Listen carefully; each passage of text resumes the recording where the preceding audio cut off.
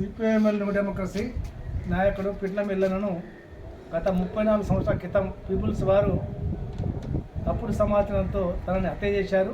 అది చాలా విచారకరం. కాబట్టి ప్రజా పోరాట యోధుడు పేదింటి ముద్దు బిడ్డ కామెడీ ఎల్లన్న యొక్క 34వ స్మారక సభను ఈ నెల డిసెంబర్ 16 తారీఖు నాడు గరికోల్ గ్రామంలో న్యూ డెమోక్రసీ ఆధ్వర్యంలో నిర్వహిస్తూ ఉన్నాం. రైతులు ప్రజలందరూ కూడా పెద్ద ఎత్తున పాల్గొని విజయవంతం చేయాలని చెప్పి కోరుతా ఉన్నాం.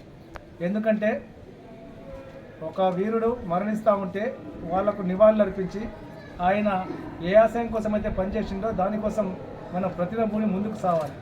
ఇవాళ భారతదేశంలో పరిస్థితి చూసినప్పుడు ఇవాళ దేశంలో ఉన్నటువంటి ప్రజల మౌలిక సమస్యలన్నీ కూడా ఎక్కడ వేసిన గొంగలు ఎక్కడనగా ఉన్నాయి.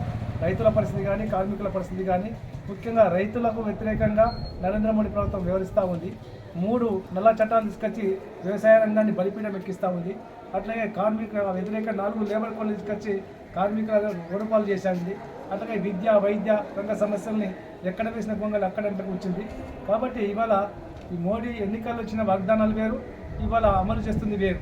ఒకనాడు ఈ దేశంలో ఉన్నటువంటి పేదరికమైన క్షేత్రం అన్నాడు, కానీ ఇవాళ హిందూ మతం మద్దతు చేస్తూ, అట్లాగే హిందూ మతం పేరుతో హిందువులను మోసం చేస్తూ, అట్లాగే ముస్లింలు ప్రధాన శత్రువు అంటుండు, క్రిస్టియన్స్ మణిపూర్లో దాడులు చేస్తూ ఉండు, ఇవాళ లౌకిక విలువని పాతరేస్తూ ఉండు. కాబట్టి రాజ్యాంగాన్ని మార్చాలని కుట్ర చేస్తూ ఉండు. ఒక మాటలు చెప్పాలంటే ధరల్ని బగ్గుమనిపించిండు, ఉద్యోగ భర్తీలు చేయట్లేదు, కార్మిక కర్షక ప్రజా వ్యతిరేక విధానాలు అవలంబిస్తున్న నరేంద్ర మోడీ. కాబట్టి ఈ యొక్క ఎల్లన్న యొక్క అమరత్వ స్ఫూర్తితోని మనం ఈ దేశంలో ఈ మోడీ వ్యతిరేకంగా మనం ఉద్యమించవలసిన అవసరం ఉన్నది. కాబట్టి ఈ దేశంలో ఒక మనిషి ఇంకొక మనిషి దోచుకోలేనటువంటి ఒక సమసమాజ స్థాపన కోసం ఎల్లన్న యొక్క అమరత్వ స్ఫూర్తితోని ముందుకు సాగాలని చెప్పి సిపిఎంఎల్ న్యూ డెమోక్రసీగా ప్రజలకు, కార్యకర్తలకు పిలుపునిస్తూ ఉన్నాం.